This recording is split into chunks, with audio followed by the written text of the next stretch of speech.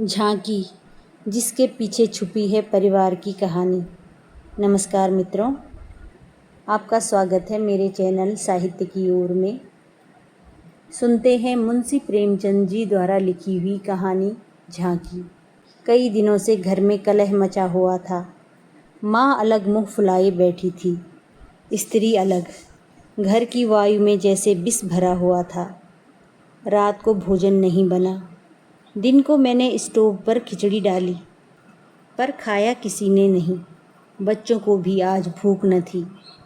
छोटी लड़की कभी मेरे पास आकर खड़ी हो जाती, कभी माता के पास, कभी दादी के पास, पर कहीं उसके लिए प्यार की बातें न थी। कोई उसे गोद में न उठाता, मानो उसने भी कोई अपराध किया हो। लड़का शाम को स्कूल से आया, किसी ने उसे कुछ खाने को न दिया, न उससे बोला, न कुछ पूछा। दोनों बरामदे में मन मारे बैठे हुए थे और शायद सोच रहे थे, घर में आज क्यों लोगों के हृदय उनसे इतने फिर गए हैं। भाई बहन दिन में कितनी ही बार लड़ते हैं, रोना पीटना भी कई बार हो जाता है, पर ऐसा कभी नहीं होता कि घर में खाना न पके या कोई किसी से बोले नहीं। यह कैसा झगड़ा है कि 24 घंटे गुजर जाने पर भी शांत नहीं होता। यह शायद उसकी समझ में न आता था। झगड़े की जड़ कुछ न थी। अम्मा ने मेरी बहन के घर तीज भेजने के लिए जिन सामानों की सूची लिखवाई, वह पत्नी जी को घर की स्थिति देखते हुए अधिक मालूम हुई। अम्मा खुद समझदार हैं, उन्होंने थोड़ी बहुत काट छाँट कर दी थी, लेकिन पत्नी जी के विचार में और काट छाँट होनी चाहिए थी। 5 साड़ियों की जगह 3 रहें तो क्या बुराई है। खिलौने इतने क्यों होंगे, इतनी मिठाई की क्या ज़रूरत है। उनका कहना था, जब रोज़गार में कुछ मिलता नहीं, दैनिक कार्यों में खींचतान करनी पड़ती है, दूध घी के बजट में तकलीफ़ हो गई, तो फिर तीज में क्यों इतनी उदारता की जाए। पहले घर में दिया जलाकर तब मस्जिद में जलाते हैं। यह नहीं कि मस्जिद में तो दिया जला दें और घर में अंधेरा पड़ा रहे। इसी बात पर सास बहू में तकरार हो गई, फिर साखें फूट निकली। बात कहाँ से कहाँ जा पहुँची। गड़े हुए मुर्दे उखाड़े गए। अन्योक्तियों की बारी आई। व्यंग का दौर शुरू हुआ और मौनालंकार पर समाप्त हो गया। मैं बड़े संकट में था। अगर अम्मा की तरफ से कुछ कहता हूँ तो पत्नी जी रोना धोना शुरू करती हैं, अपने नसीबों को कोसने लगती हैं। पत्नी की सी कहता हूँ तो जन मुरीद की उपाधि मिलती है। इसलिए बारी बारी से दोनों पक्षों का समर्थन करता जाता था, पर स्वार्थवश मेरी सहानुभूति पत्नी के साथ ही थी। मेरे सिनेमा का बजट इधर साल भर से बिल्कुल गायब हो गया था। पान पत्ते के खर्च में भी कमी करनी पड़ी थी। बाजार की सैर बंद हो गई थी। खुलकर तो अम्मा से कुछ न कह सकता था, पर दिल में समझ रहा था कि जाति इन्हीं की है। दुकान का यह हाल है कि कभी कभी बोहनी भी नहीं होती, असमियों से टका वसूल नहीं होता, तो इन पुरानी लकीरों को पीटकर क्यों अपनी जान संकट में डाली जाए। बार बार गृहस्थी के जंजाल पर तबीयत झुंझलाती थी। घर में 3 तो प्राणी हैं और उनमें भी प्रेम भाव नहीं। ऐसी गृहस्थी में आग लगा देनी चाहिए। कभी कभी ऐसी सनक सवार हो जाती थी कि सबको छोड़ छाड़ कर कहीं भाग जाऊं। तब अपने सिर पड़ेगी, तब इनको होश आएगा, तब मालूम होगा कि गृहस्थी कैसे चलती है। क्या जानता था कि वह विपत्ति झेलनी पड़ेगी। नहीं, विवाह का नाम ही न लेता। तरह तरह के कुत्सित भाव मन में आ रहे थे। कोई बात नहीं, अम्मा मुझे परेशान करना चाहती हैं। बहू उनके पाँव नहीं दबाती, उनके सिर में तेल नहीं डालती, तो इसमें मेरा क्या दोष। मैंने उसे मना तो नहीं कर दिया। मुझे तो सच्चा आनंद होगा यदि सास बहू में इतना प्रेम हो जाए, लेकिन यह मेरे बस की बात तो नहीं कि दोनों में प्रेम डाल दूं। अगर अम्मा ने अपनी सास की साड़ी धोई है, उनके पाँव दबाए हैं, उनकी घुड़कियाँ खाई हैं, तो आज वह पुराने हिसाब बहू से क्यों चुकाना चाहती है। उन्हें क्यों नहीं दिखाई देता कि अब समय बदल गया है। बहुएं अब भयवश सास की गुलामी नहीं करती। प्रेम से चाहे उनके सिर से बाल नोच लो, लेकिन जो रोब दिखाकर उन पर शासन करना चाहा, तो वह दिन लद गए। सारे शहर में जन्माष्टमी का उत्सव हो रहा था। मेरे घर में संग्राम छिड़ा हुआ था। संध्या हो गई थी, पर सारा घर अंधेरा पड़ा था। मनहूसत छाई हुई थी। मुझे अपनी पत्नी पर क्रोध आया। लड़ती हो लड़ो, लेकिन घर में अंधेरा क्यों कर रखा है। जाकर कहा, क्या आज घर में चिराग न जलेंगे। पत्नी ने मुंह फुलाकर कहा, जला क्यों नहीं लेते, तुम्हारे हाथ नहीं है। मेरी देह में आग लग गई। बोला, तो क्या जब तुम्हारे चरण नहीं आए थे तब घर में चिराग न जलते थे। अम्मा ने आग को हवा दी। नहीं, तब सब लोग अंधेरे में ही पड़े रहते थे। पत्नी जी को अम्मा की इस टिप्पणी ने जामे से बाहर कर दिया। बोली, जलाते होंगे मिट्टी की कुप्पी। लालटेन तो मैंने नहीं देखी। मुझे भी इस घर में आए 10 साल हो गए। मैंने डांटा, अच्छा चुप रहो, बहुत बढ़ो नहीं। ओहो, तुम ऐसा डांट रहे हो जैसे मुझे मोल लाए हो। मैं कहता हूँ चुप रहो। क्यों चुप रहूं? अगर एक कहोगे तो 2 सुनोगे। इसी का नाम पतिव्रत है। जैसा मुंह होता है वैसे ही बीड़े मिलते हैं। मैं परास्त होकर बाहर चला आया और अंधेरी कोठरी में बैठा हुआ उस मनहूस घड़ी को कोसने लगा जब इस कुलच्छनी से मेरा विवाह हुआ था। इस अंधकार में भी 10 साल का जीवन सिनेमा चित्रों की भांति मेरे स्मृत नेत्रों के सामने दौड़ गया। उसमें कहीं प्रकाश की झलक न थी, कहीं स्नेह, कहीं मृदुता न थी। सहसा मेरे मित्र पंडित जयदेव ने द्वार पर पुकारा, अरे आज यह अंधेरा क्यों कर रखा है जी, कुछ सूझता ही नहीं, कहाँ हो। मैंने कोई जवाब न दिया। सोचा, यह आज कहाँ से आकर सिर पर सवार हो गए। जयदेव ने फिर पुकारा, अरे कहाँ हो भाई, बोलते क्यों नहीं, कोई घर में है या नहीं। कहीं से कोई जवाब न मिला। जयदेव ने द्वार को इतनी जोर से झंझोड़ा कि मुझे भय हुआ कहीं दरवाज़ा चौखट बाजू समेत गिर न पड़े। फिर भी मैं बोला नहीं। इनका आना खल रहा था। जयदेव चले गए। मैंने आराम की सांस ली। 12 शैतान टला। नहीं घंटों सिर खाता है, मगर 5 ही मिनट में फिर किसी के पैरों की आहट मिली और अब की टॉर्च के प्रकाश से मेरा सारा कमरा भर उठा। जयदेव ने मुझे बैठे देखकर कुतूहल से पूछा, तुम कहाँ गए थे जी। घंटों चीखा, किसी ने जवाब तक न दिया। यह आज क्या मामला है, चिराग क्यों नहीं जले। मैंने बहाना किया। क्या जाने, मेरे सिर में दर्द था। दुकान से आकर लेटा तो नींद आ गई और सोए तो घोड़ा बेचकर, मुर्दों से शर्त लगाकर।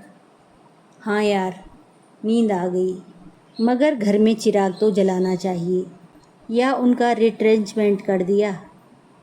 आज घर में लोग व्रत से हैं, न हाथ खाली होगा। खैर चलो, कहीं झांकी देखने चलते हो। सेठ घूरेलाल के मंदिर में ऐसी झांकी बनी है कि देखते ही बनता है। ऐसे शीशे और बिजली के सामान सजाए हैं कि आंखें झपक उठती हैं। अशोक के स्तंभों में लाल हरी नीली बत्तियों की अनोखी बहार है। सिंहासन के ठीक सामने ऐसा फव्वारा लगाया है कि उसमें गुलाब जल की फुहारें निकलती हैं। मेरा तो चोला मस्त हो गया। सीधे तुम्हारे पास दौड़ा आ रहा हूँ। बहुत झांकियाँ देखी होंगी तुमने, लेकिन यह और ही चीज़ है। आलम फटा पड़ता है। सुनते हैं दिल्ली से कोई चतुर कारीगर आया है, उसी की यह करामात है। मैंने उदासीन भाव से कहा, मेरी तो जाने की इच्छा नहीं है भाई, सिर में जोर का दर्द है। तब तो ज़रूर चलो भाई, दर्द भाग न जाए तो कहना। तुम तो यार बहुत दिक करते हो। इसी मारे मैं चुपचाप पड़ा था कि किसी तरह यह बला टले। लेकिन तुम सिर पर सवार ही हो गए। कह दिया मैं न जाऊंगा, और मैंने कह दिया मैं ज़रूर ले जाऊंगा। मुझ पर विजय पाने का मेरे मित्रों को बहुत आसान नुस्खा याद है। यों हाथापाई, धींगा मुश्ती, धौल धप्पा में किसी से पीछे रहने वाला नहीं हूँ, लेकिन किसी ने मुझे गुदगुदाया और मैं परास्त हुआ। फिर मेरी कुछ नहीं चलती, मैं हाथ जोड़ने लगता हूँ, घिघियाने लगता हूँ और कभी कभी रोने लगता हूँ। जयदेव ने यही नुस्खा आजमाया और उसकी जीत हो गई। संधि की यही शर्त ठहरी कि मैं चुपके से झांकी देखने चला चलूं। सेठ घोरेलाल उन आदमियों में हैं जिनका प्रातः को नाम ले लो तो दिन भर भोजन न मिले। उनके मक्खी चूसपने की सैकड़ों ही दंत कथाएं नगर में प्रचलित हैं। कहते हैं एक बार मारवाड़ का एक भिखारी उनके द्वार पर डट गया कि भिक्षा लेकर ही जाऊंगा। सेठ जी भी अड़ गए थे कि भिक्षा न दूंगा, चाहे कुछ हो। मारवाड़ी उन्हीं के देश का था। कुछ देर तो उनके पूर्वजों का बखान करता रहा, फिर उनकी निंदा करने लगा। अंत में द्वार पर लेट रहा। सेठ जी ने रत्ती भर परवाह न की। भिक्षुक भी अपनी धुन का पक्का था। 7 दिन द्वार पर बेदाना पानी पड़ा रहा और अंत में वहीं पर मर गया। तब सेठ जी पसीजे और उसकी क्रिया इतनी धूमधाम से की कि बहुत कम किसी ने की होगी। 1 लाख ब्राह्मणों को भोजन कराया और लाख ही उन्हें दक्षिणा में दिया। भिक्षुक का सत्याग्रह सेठ जी के लिए वरदान हो गया। उनके अंतःकरण में भक्ति का जैसे स्रोत खुल गया। अपनी सारी संपत्ति धर्मार्थ अर्पण कर दी।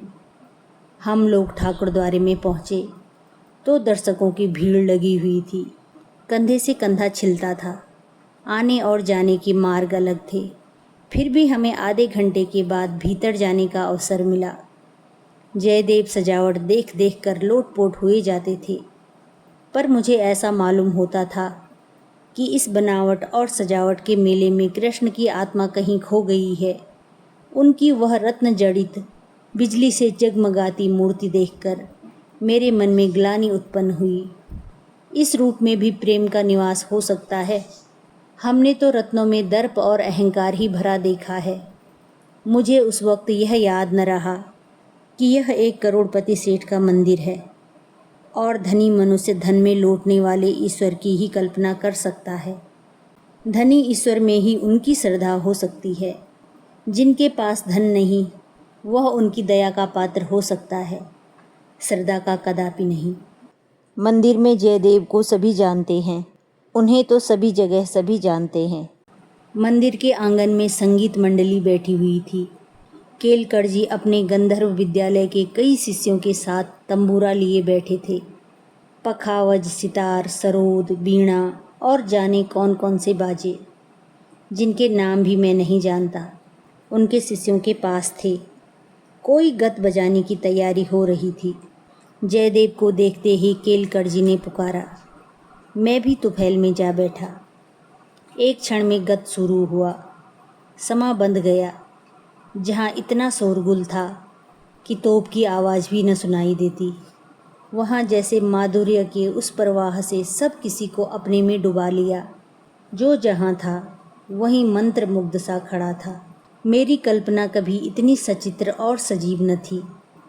मेरे सामने न वह बिजली की चकाचौंध थी, न वह रत्नों की जगमगाहट, न वह भौतिक विभूतियों का समारोह। मेरे सामने वही यमुना का तट था, गुल्म लताओं का घूंघट मुँह पर डाले हुए। वही मोहिनी गौएं थी, वही गोपियों की जल क्रीड़ा, वही बंसी की मधुर ध्वनि, वही शीतल चांदनी और वही प्यारा नंद किशोर, जिसकी मुख छवि में प्रेम और वात्सल्य की ज्योति थी, जिसके दर्शनों ही से हृदय निर्मल हो जाते थे। मैं इसी आनंद विस्मृति की दशा में था कि कंसर्ट बंद हो गया और आचार्य केलकर के एक किशोर शिष्य ने ध्रुपद अलापना शुरू किया। कलाकारों की आदत है कि वह शब्दों को इस तरह तोड़ मरोड़ देते हैं कि अधिकांश सुनने वालों की समझ में नहीं आता कि क्या गा रहे हैं। इस गीत का एक शब्द भी मेरी समझ में ना आया। लेकिन कंठ स्वर में कुछ ऐसा मादकता भरा लालित्य था कि प्रत्येक स्वर मुझे रोमांचित कर देता था। कंठ स्वर में इतनी जादू भरी शक्ति है, इसका मुझे आज कुछ अनुभव हुआ। मन के एक नए संसार की सृष्टि होने लगी, जहाँ आनंद ही आनंद, प्रेम ही प्रेम, त्याग ही त्याग है। ऐसा जान पड़ा, दुख केवल चित्त की वृत्ति है, सत्य है केवल आनंद। एक स्वच्छ करुणा भरी कोमलता जैसे मन को मसोसने लगी। ऐसी भावना मन में उठी कि वहाँ जितने सज्जन बैठे हुए थे, सब मेरे अपने हैं, अभिन्न हैं। फिर अतीत के गर्भ में मेरे भाई की स्मृति मूर्ति निकल आई। मेरा छोटा भाई बहुत दिन हुए मुझसे लड़कर घर की जमा जत्था लेकर रंगून भाग गया था और वहीं उसका देहांत हो गया था। उसके पाशविक व्यवहारों को याद करके मैं उन्मत्त हो उठता था। उसे जीता पा जाता तो शायद उसका खून पी जाता, पर इस समय उस स्मृति मूर्ति को देखकर मेरा मन जैसे मुखरित हो उठा। मैं उसे आलिंगन करने के लिए व्याकुल हो गया। उसने मेरे साथ, मेरी स्त्री के साथ, माता के साथ, मेरे बच्चों के साथ जो जो कटु, नीच और घृणास्पद व्यवहार किए थे, वह सब मुझे भूल गई। मन में केवल यही भावना थी, मेरा भैया कितना दुखी है। मुझे इस भाई के प्रति कभी इतनी ममता न हुई थी। फिर तो मन की वह दशा हो गई जिसे विह्वलता कह सकते हैं। शत्रु भाव जैसे मन से मिट गया हो। जिन जिन प्राणियों से मेरा बैर भाव था, जिनसे गाली गलौज, मारपीट, मुकदमेबाजी सब कुछ हो चुकी थी, वह सभी जैसे मेरे गले में लिपट लिपट कर हंस रहे थे। फिर विद्या पत्नी की मूर्ति मेरे सामने आ खड़ी हुई। वह मूर्ति जिसे 10 साल पहले मैंने देखा था। उन आँखों में वही विकल कंपन था, वही संदिग्ध विश्वास, कपोलों पर वही लज्जा लालिमा, जैसे प्रेम के सरोवर से निकला हुआ कोई कमल पुष्प हो। वही अनुराग, वही आवेश, वही उन्माद, वही याचना भरी उत्सुकता, जिससे मैंने उसे न भूलने वाली रात को उसका स्वागत किया था, एक बार फिर मेरे हृदय में जाग उठी। मधुर स्मृतियों का जैसे स्रोत सा खुल गया।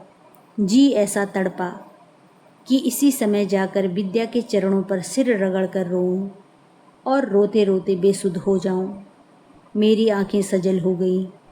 मेरे मुंह से जो कटु शब्द निकले थे, वह सब जैसे मेरे ही हृदय में गड़ने लगे। इसी दशा में जैसे ममतामयी माता ने आकर मुझे गोद में उठा लिया। बालपन में जिस वात्सल्य का आनंद उठाने की मुझ में शक्ति न थी, वह आनंद आज मैंने उठाया। गाना बंद हो गया। सब लोग उठ उठ कर जाने लगे। मैं कल्पना सागर में ही डूबा बैठा रहा। सहसा जयदेव ने पुकारा, चलते हो या बैठे ही रहोगे? कहानी यहीं पर समाप्त होती है। फिर मिलते हैं अगली कहानी में।